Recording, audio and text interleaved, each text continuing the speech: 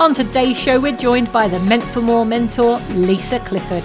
She's an international keynote speaker, regular BBC radio guest, magazine columnist, and founder of the Meant for More movement, leading millions of heart-led purpose seekers from feeling insignificant to invincible. As a result of empowering thousands of leaders and CEOs over the last 20 years to change their lives, Lisa realized it was time to give leaders at all levels of their life and career the online and in-person courses, resources, products and training that dares them to listen to their heart's desires and become unstoppable. Welcome to today's show, Lisa Clifford. I'm excited to have the lovely Lisa Clifford with me on today's show. And I'm so excited for every single one of you watching or listening, tuning in from wherever you are right now. Stop everything else that you're doing. If you know that you were meant for more, you were made for more, you were meant for this moment, but maybe you've been playing a little bit safe or something has been holding you where you are instead of leaping you forward into your future, you need to cancel everything else that you were planning to do for the next 45 minutes and make sure that you are fully present with this incredible, amazing coach who has been such an instrumental part of my life and I know will be an instrumental part of yours. Lisa, welcome to today's show, my darling. Thank you for having me. Oh, I'm so excited. I'm so excited to dive in to Meant for More. Now, I'm sure all of our listeners and viewers that are thinking about that kind of moment right now for them where they know they're meant for more, but something is just holding them back, or it could be someone is holding them back. It could be comfort. It could be fear. There could be all kinds of things holding them back. I think what we all want to know right now is, what was that meant for more moment for you? When did you take the leap? Well, we have to go back 20 years. I worked in for hotels. I'd started from the bottom and eventually got my dream job in sales, something I never thought I would be able to get because I wasn't academic. I didn't have any qualifications from school. So I felt so lucky that somebody had seen and believed in me to put me in a sales role. And then I was in a sales role for hotel groups for probably over 10 years. And it's all I had ever known. All my friends were people that I worked with. I would work, 60, 70 hours a week. It would be my social life. And all my goals were about that job, that career, and proving that I was worthy, proving through getting results, proving through being headhunted that I was valuable. So much of my identity and so much of who I was tied up in this job and this job title, this particular company that I was working for.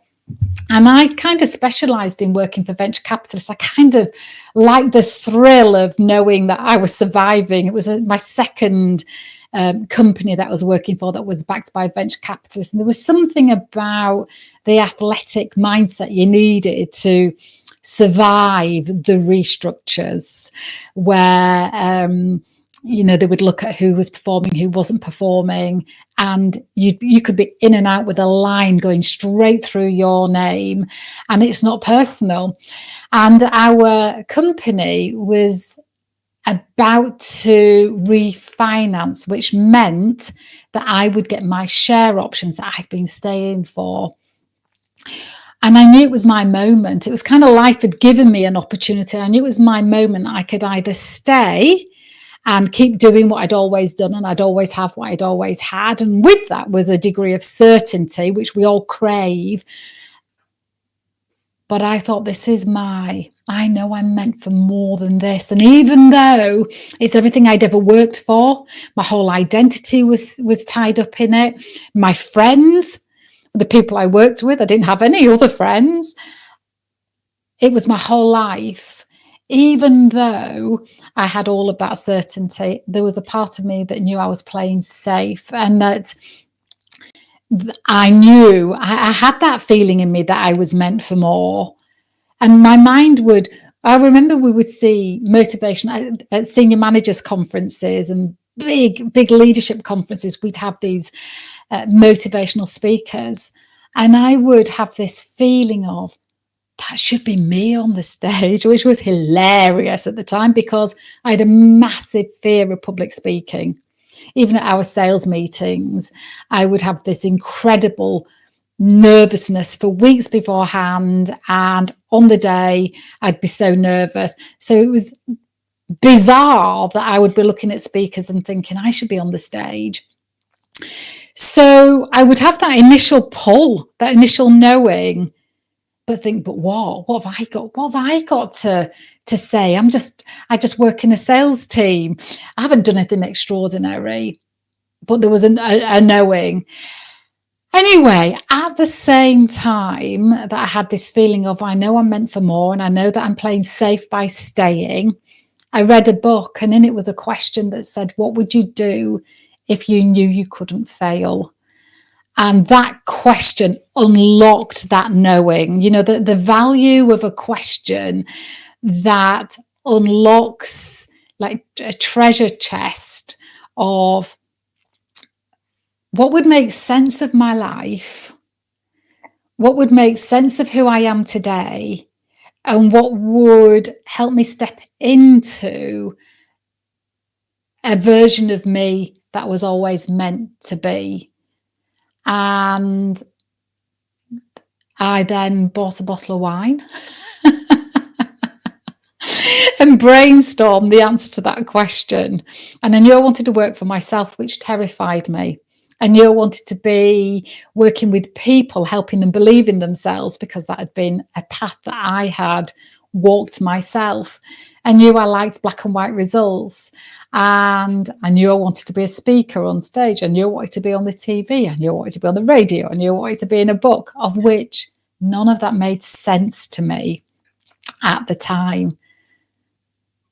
So, and a friend, this is starting to sound like a monologue, forgive me, but I'm reliving it. And a friend had said, I said, oh, I've answered this question and this is what it said. And she said, that sounds a lot like coaching. Well, I said, what's that? I had no idea what it was. I'd been put on the best training courses in the sales environment that there was, Dale Carnegie, How to Win Friends and Influence People, all sorts of courses, but I did not know what coaching was. And I investigated it. And then I thought, oh, yeah, this is it. This is it. And so I also loved the mind and everything that is the mind is capable of doing. So initially, I did a clinical hypnotherapy course. Then I trained with the Coaching Academy. And then I thought, when we refinance, I will set up my own business.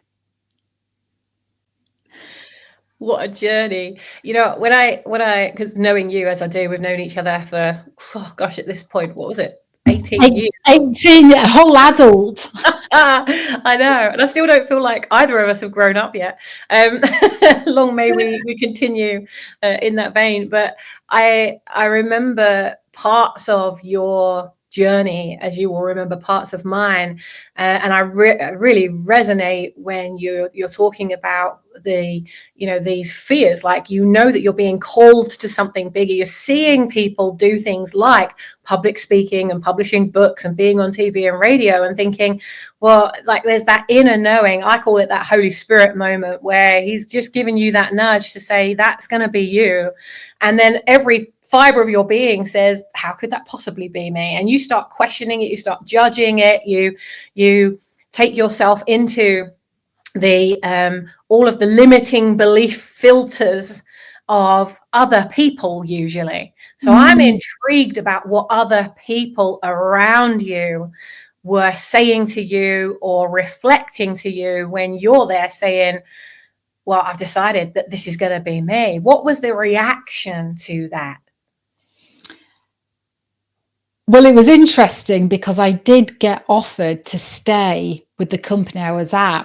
I remember the new MD came into the old one, and the old leadership team were moving on.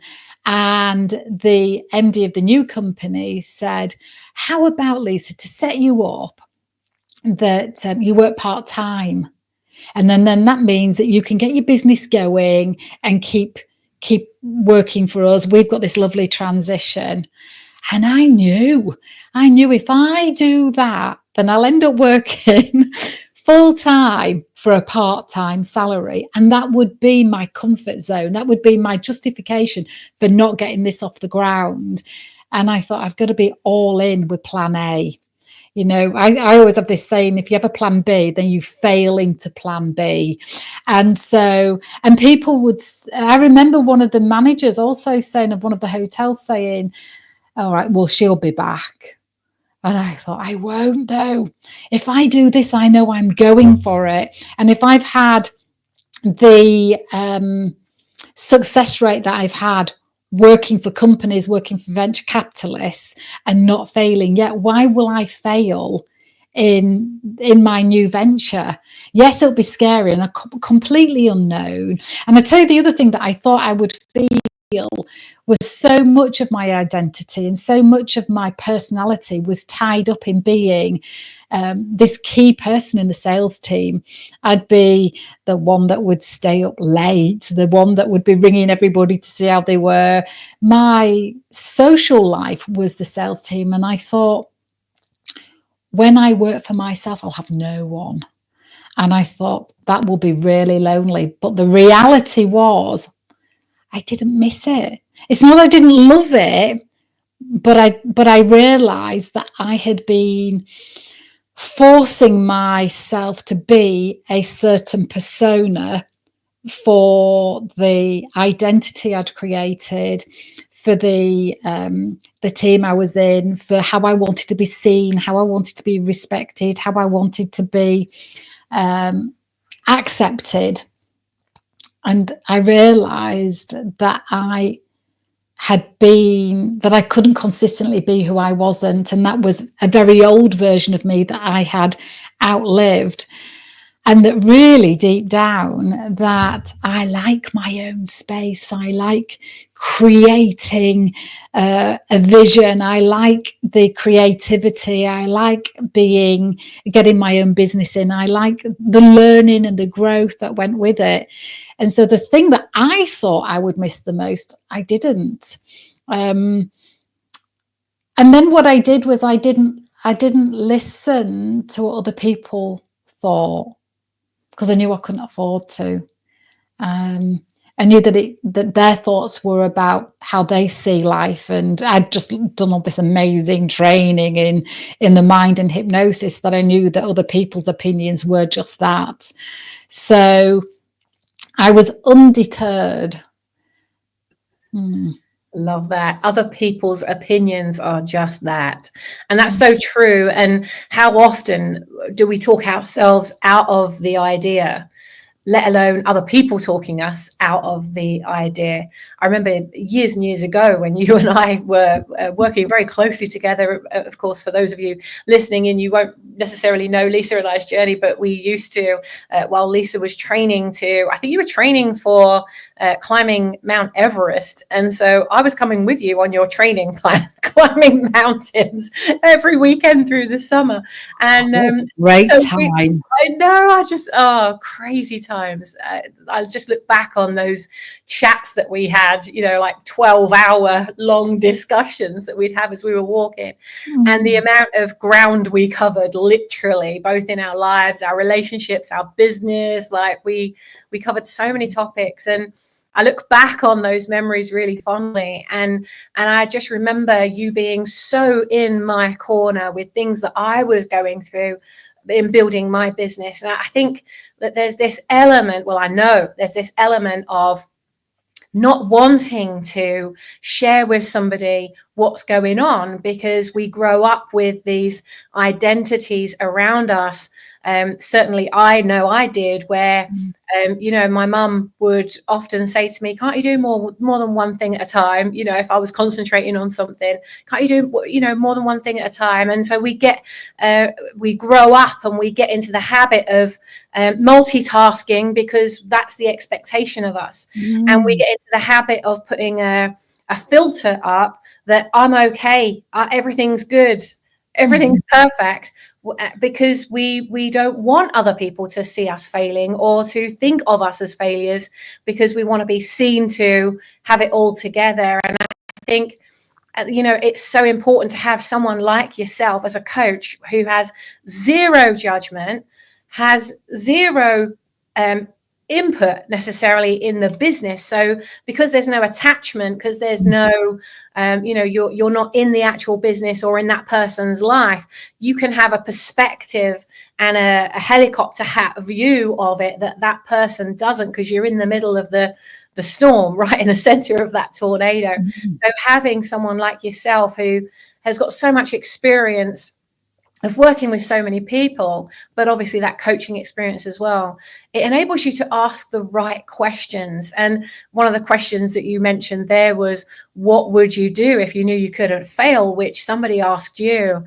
I know that personally, that I was meant for more, and I knew that I was meant for more, but people weren't reflecting that around me. When I started telling people I'm going to sell my business and I'm going to go and do this, they were like, are you stupid? Are you stupid? Why would you do that? You've got a really successful business. Why would you go and do that? And exactly as you said, it was their filter of fear, because they didn't understand online business, because they didn't understand what I was doing. Although years later, they then came back to me and said, how did you do it? So now you want to know. And I think there's that element of protection.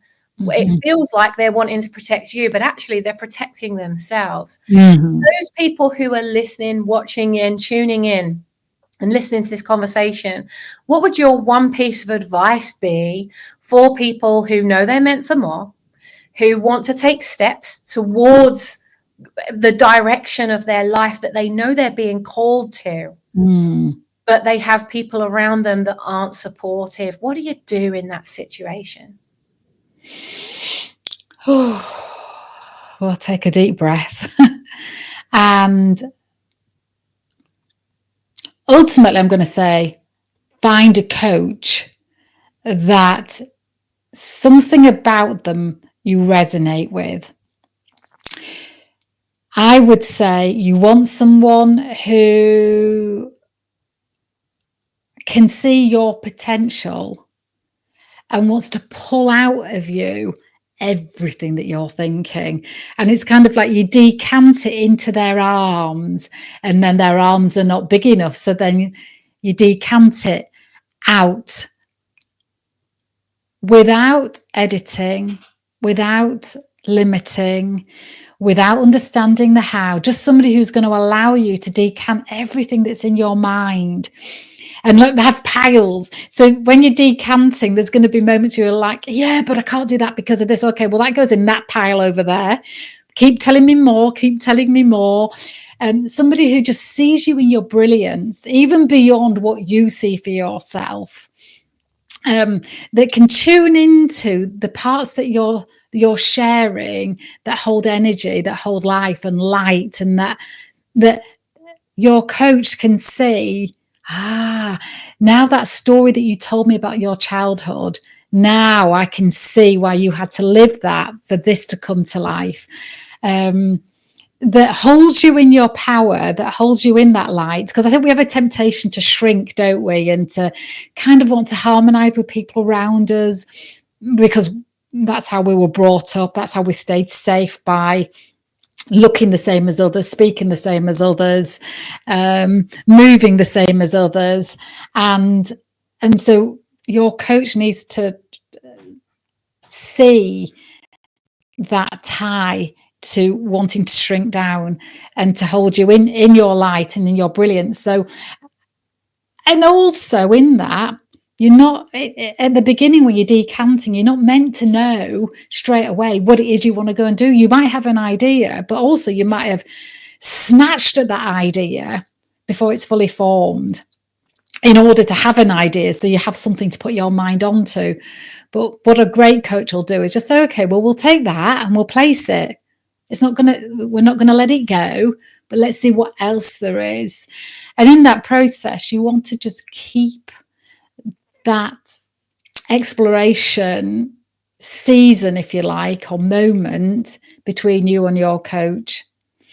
there's a temptation that you want reassurance of your friends and around you. What do you think? What do you think? But how can they know what to think when your idea isn't yet formed, when it yet doesn't yet make sense, when it doesn't yet feel like yours fully yet because you've not worn it? How can anybody else know? So it would be, if you're working with me, it would be like our incubator.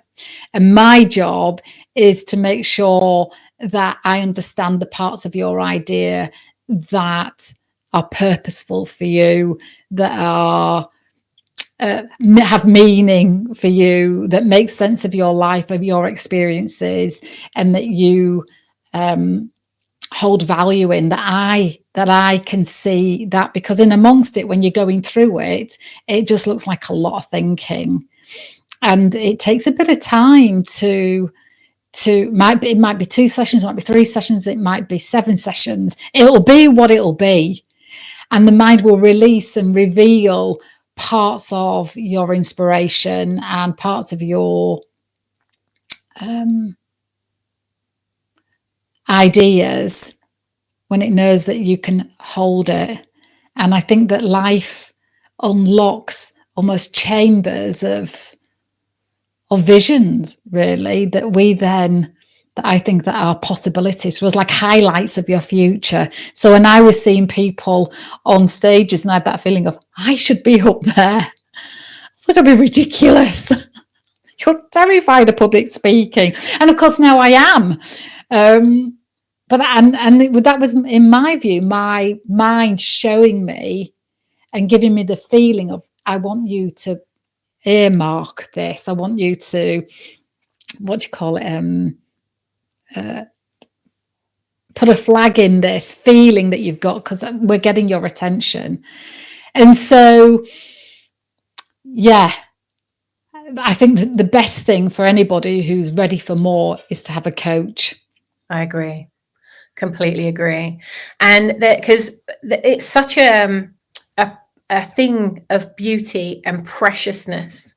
I think precious would be the absolute word that I would give to that, knowing that you are meant for more, that there is a purpose and it's right in the palm of your hand, and maybe you can't articulate it. And of course, a good coach, brilliant coach, excellent coach like yourself is not going to give you opinions, is not going to say, well, I think you should do this, just like your friends and family are going to. A good coach like yourself is going to ask every question that enables it to unfold, develop, to grow, expand, explode, so you can explore it and dive into some of the facets of it that you would never consider yourself. And I know that certainly what's true for me is having a good coach like yourself to be able to ask some of those questions that even if you were to try and ask yourself, if you were to try and coach yourself with the answer to those questions, you just never would get to the bottom of it, to the heart of it, to the core of it in the way that you can when you're exploring it with somebody who has zero attachment, zero investment. They're just non-judgmental, listening to it unfold. And, I think that's where the greatest aha moments can be found. We'd never know how many seeds there are in the lemon, or how many seeds there are in the seed in that lemon, but a coach can help you to explore and go deeper and deeper and deeper. So Lisa, tell us about your masterclass that we've got coming up. And for those of you that can't make it to the masterclass for whatever reason, don't worry, I'm going to put the link for the masterclass in the show notes and with the description with the video version. So you can go and book yourself onto the masterclass. And if you can't get to the live masterclass, don't worry, there will be replays. You'll be able to access those. Just make sure you sign up so you get notifications about when the replay comes out too. So Lisa, tell us about this masterclass, because if they're sitting there thinking, you know what, I do have an idea that I want to explore. I don't want to give this precious seed, this vision seed, just to anyone and everyone. I want to give this precious seed to somebody who's going to treat it preciously. we're running a masterclass that will help you to start understanding what is that seed and what can you do with it. So tell us more about the masterclass coming up, please. So, well, first of all, I want to take us through a little process that helps us understand, am I feeling like I'm meant for more, so that you can, gauge that actually I am feeling like I'm meant for more. I also want to begin a journey of unlocking what your purpose could be. So understanding your purpose takes longer than the time that we've got, but what we can do is find the right key. then we can jiggle into the doors as to which room gets unlocked and what it is. So I'd like to start a little process of understanding how we can work out what your purpose is. And then I'd also like to take you through a little visualization, because I think this is something that we don't do enough ourselves. So a little visualization of what your mind can show you of what your hopes and dreams are for the future. And it's going to be very interactive. So we're going to look at purpose. We're going to look at what your future could look like, and if now is the time, essentially. There's some other hidden gems in there. But I think establishing what is my purpose and how does this make sense of my life is key. And we'll do a little quiz. It'll be interactive. There'll be steps to take away and do as a result of the time that we've got together, because we're just bringing stuff to the surface of what is possible, where our mind is at. And once we've done the visualization, there's something about when you see in the inside of your own movie theatre, it kind of starts to reveal what's in our heart's desires. And it's a brilliant starting point for the next step. Love it. I'm so excited for it. Lisa, what is the next step for you? Talk us through, what is this next year of Thrive in 2025? What does that look like for where you're going and the vision that you're birthing? Oh, well, 2025 feels like a year of, I'm giving my year a theme of liberation. And that is me stepping wholeheartedly into doing the work that I would do 7 days a week for free if I could. And I lead firewalking and empowerment training courses where I help people become in their most powerful, brilliant, inspirational light, where they can take the firewalking and the empowerment exercises into their on-stage seminars, into their training workshop rooms. There's something about the firewalking experience that unlocks people in a way that I have never seen done by any other way before, that just, I think, is just as what humanity needs today. So I do one-to-one coaching programs on the Meant for More process that unlock people, but also the residential firewalking and empowerment instructor training courses. It's just helping people take this brilliant training out into the world that ultimately will unlock their communities and their businesses that they work in, so that people can be in their potential. There's just, so that not only am I living a year of liberation, but so are the trainers that are taking it out, and then so are their participants. It's just such a brilliant, as you would say, ripple effect. Yeah, that's what I'm fully embracing in 25. I can imagine that our viewers and listeners are thinking, whoa, wait, what? So you're a coach, but you're also a firewalking instructor. Just talk us through how you got into doing that. Well, it was another Meant for More moment. So I was, Women meant for more moments that keep calling you to go higher and do strange things. and you know what I love about the meant for more moments is we can have lots and lots and lots of them in our life. They're an invitation to what else is possible and what else are we meant for. And I was running a workshop with a group that people had individually booked on, and they were goal setting for the following year. And they'd set these goals, but when the day was finished, it'd been a nice day and we'd all got on very well and there'd been great conversation. But I thought, my instinct was, well, I've done nothing more than help them move one box from the loft of a house into the new house they've moved into, being the new year. And I thought, there's nothing fundamentally changed about who they are that's going to help them do the goal that they've not done last year, that they moved to next year, and at best made it bigger and brighter. What can I do that will help people believe they can do anything their heart desires? And for some strange reason, a voice in my head said, you can be a firewalking instructor. And I said to that voice, don't be ridiculous. It's the ex-SAS guys that do that. You're too short and you're a woman. And another voice said, but you can Google it. I mean, what if you promised to train with the best in the world? Would you do it then? And I knew that people needed to have an experience that kind of blew the doors off their limitations and fundamentally change their perspective of themselves, but also just what else is possible if you can even walk on fire.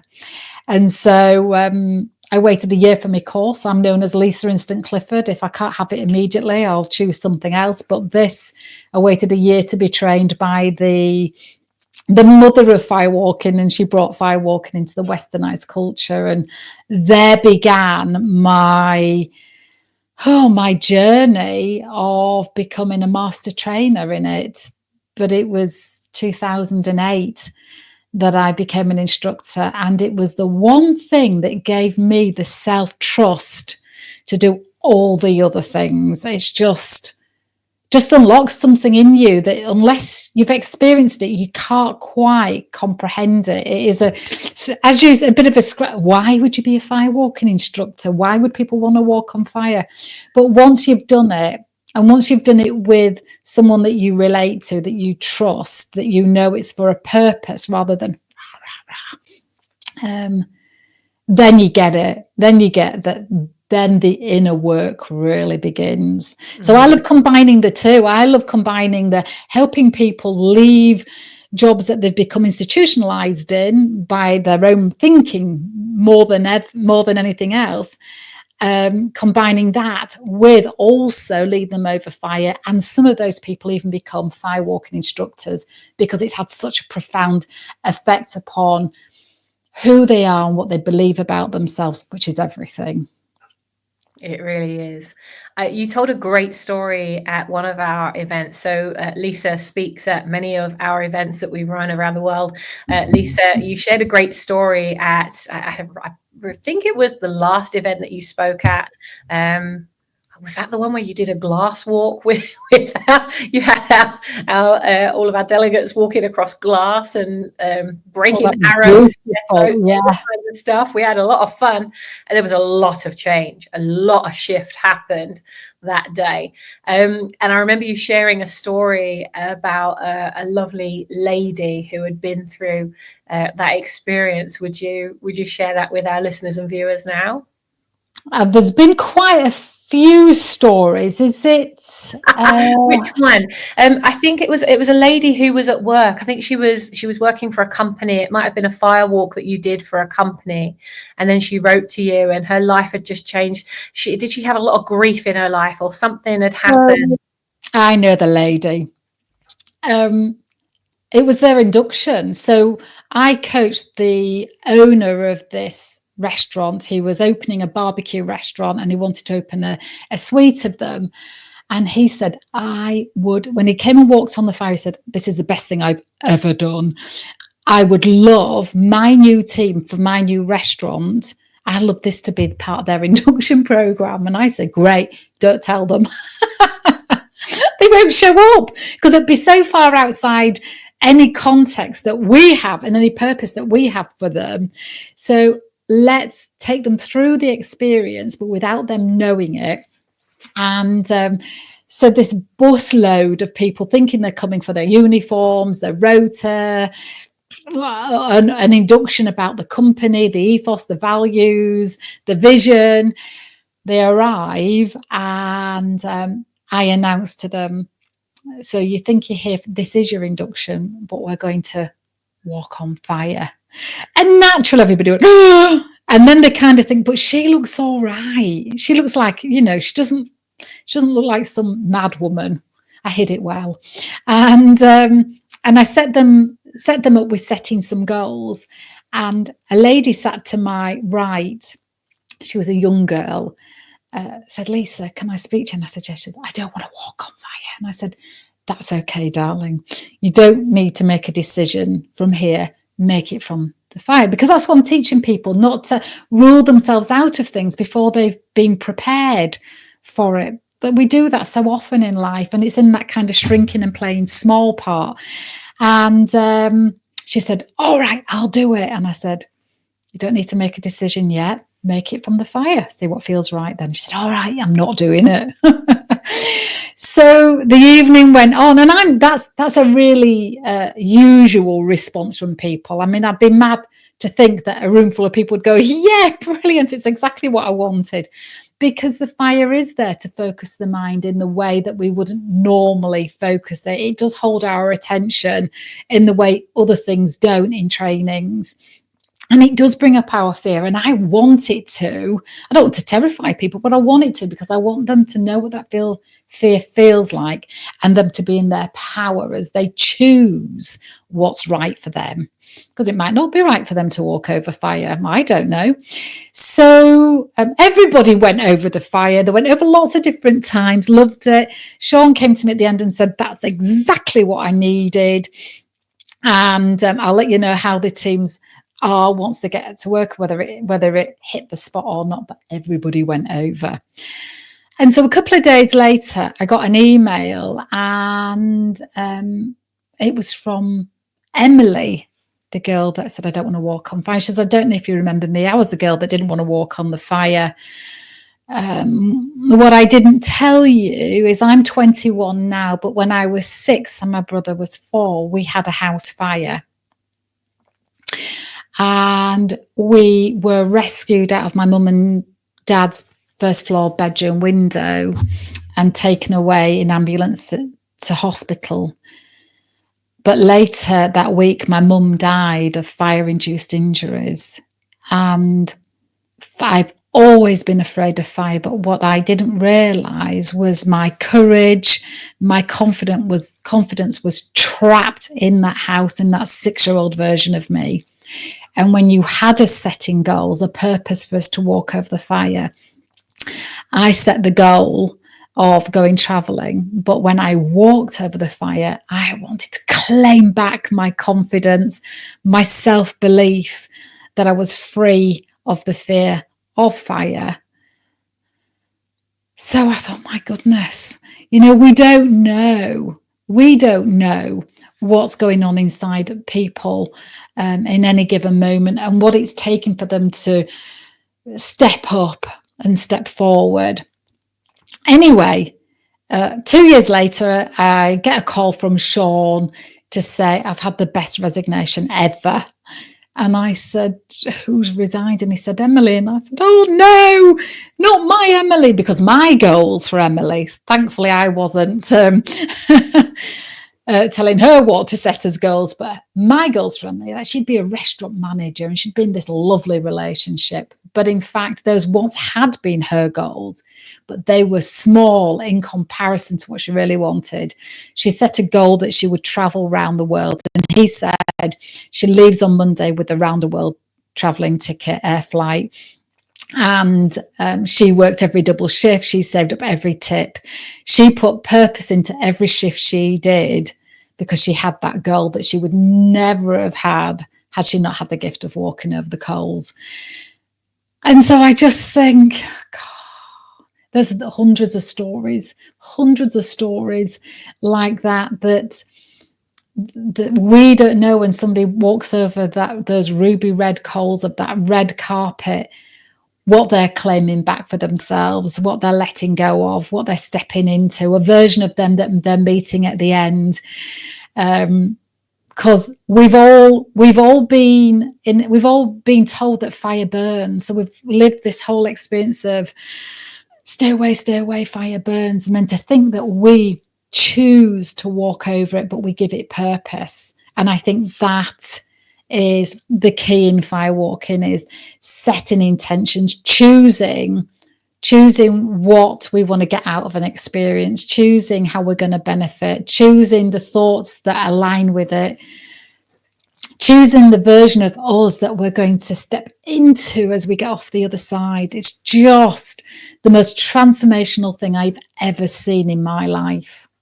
And I get to be the holder of that. I'm not even the facilitator. I'm just the guardian of having such a powerful training in my skill set, if you like. But it's such an honor.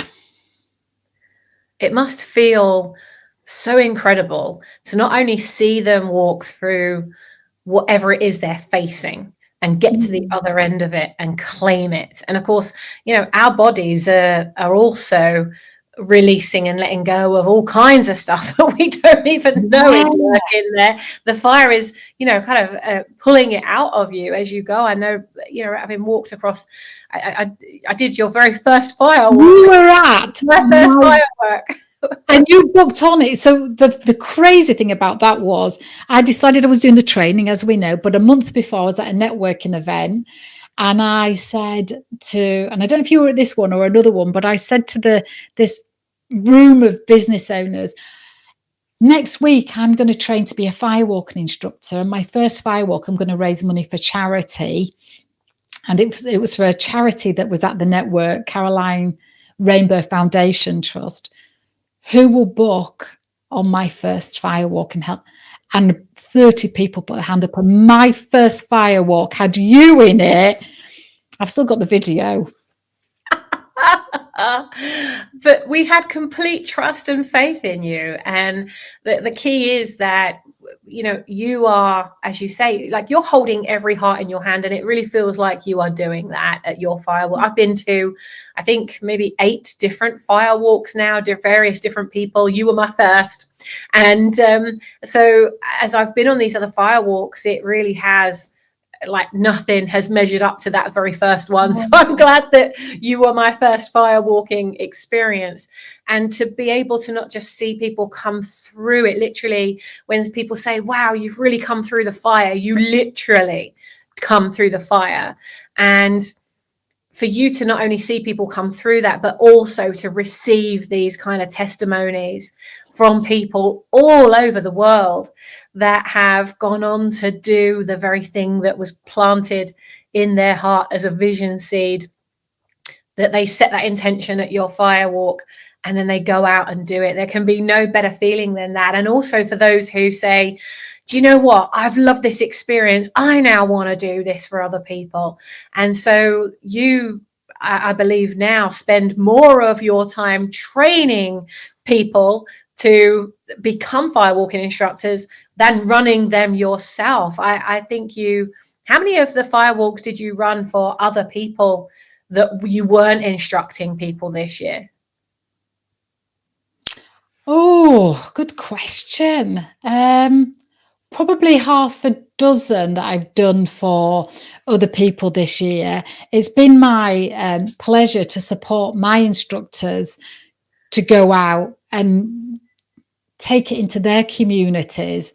Or there's no greater this whole thing is an honor to see people arrive with fear and walk over the coals. And then who they are afterwards is an absolute honor. But then to teach people how to be instructors and then hearing and seeing their stories of leading their groups over coals and how they did it and the transformation that they had it's just, I mean, I know I'm being very enthusiastic about it, but if you were to say, did I ever believe when I was a little girl that I would be doing this? This didn't even exist when I was a little girl. It's beyond my wildest dreams. And yes, it does take courage. Each time I come to do a firewalk, I am never complacent. Each time I'm teaching instructors to be firewalk instructors, I am never complacent. It has my intention and attention every second of the experience, because these are people's lives, and in it we get the opportunity of showing them who they really are, both instructors and participants, who they really are, that they can't ever unknow, and they can't ever tell themselves that it wasn't true. I did walk over fire. It was hot. I did align myself in such a powerful way that that model of thinking is duplicatable in my life. That's why we don't go over going, rah, rah, rah, rah, yes, yes, yes, because that is duplicatable, but not twice. You can't stand outside the MD's office thinking, right, I want a pay rise. I know what I need to do. I need to get into peak state, and then start shouting, yes, yes, yes, outside his office door, and then go in and be taken seriously. But we can raise our energy. We can raise our vision. We can be clear of the outcome that we want. We can hold ourselves in alignment with the person that gets that outcome, and we can move with grace. And that's duplicatable. Love it. Love Oh, it. you've got me on the pet subject. Brilliant thing to end on. Lisa, is there any lasting piece of advice or a lasting thought that you want to share with our viewers and listeners before we wrap up for today and start getting prepared for your workshop? Well, one thing is, come to the workshop. Who knows what you will have revealed to yourself from your mind to you in the workshop. And then the second tip would be, don't shrink. Don't shrink for anyone or anything. You never know what you're birthing when you are starting to get clearer and clearer on something that you'd love to be, do, or have in your life. So don't shrink it, don't dull it, allow it to be birthed. Love it. Absolutely love it. Well, Lisa, I can't wait to find out more on your workshop, because I learn something every single time, even after us knowing each other all these years. Every time I hear you speak, every time you get up and you are public speaking, I learn so much from you. I love you so much. I And love you. such an honor and a blessing to be still all these years later flying together, because I think that there's only very few people out of all of the thousands of people that I've spent my time with. There's only a few people, and they do say there's 5 people that you'll meet in heaven, but I think you are one of those people that literally, you and we can run and jump off the cliff, and we'll both grow our wings on the way down, and we'll encourage each other to fly. And having somebody like that for you guys and girls that are listening in or watching in right now, having someone in your corner that will do that for you the way that Lisa has done for me, I think is the biggest blessing. And to be doing life still 18 years later is really something that I hold very, very dear in my heart. Guys and girls, you're going to get to know more about Lisa, especially if you have bought your copy of Catalysts of Change. Lisa shares her story and an amazing activity and activation in Lisa's story. Every single story in the Catalyst of Change book reveals an activity for you to dive into your purpose. So I really encourage each and every one of you, sign up to the masterclass using the link that's with this video or audio right now, and go grab your copy of the book as well. I'll also put the link for that too, because doing that activation in Lisa's chapter before you come to the workshop will really help you. It'll mean that you're more prepared than everybody else when you get there. So you'll be ahead of everyone. Lisa, thank you so much. Guys and girls, thank you for tuning in, and I'll look forward to bringing you your next catalyst on the next episode. Bye for now. Bye.